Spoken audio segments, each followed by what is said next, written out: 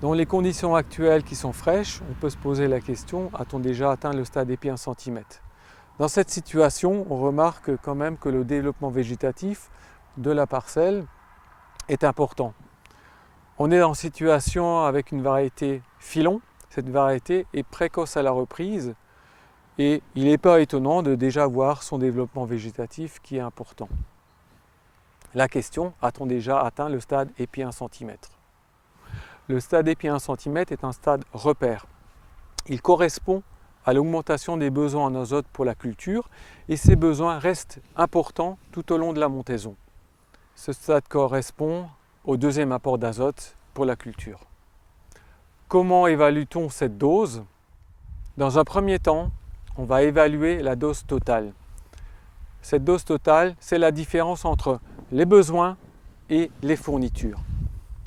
Une remarque concernant les fournitures, c'est les reliquats qui sont à nouveau élevés cette année.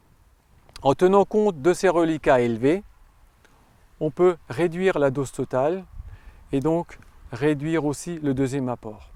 Une fois que cette dose totale a été calculée, on peut déjà retirer le premier apport qui a été réalisé. Cette différence, c'est la dose qu'il faut apporter au deuxième apport. Par contre, lorsque cette dose est importante, qu'elle dépasse 100 à 120 unités d'azote, il vaut mieux retrancher encore une fois 30 unités qu'on va mettre en réserve et qu'on va apporter au courant de la montaison.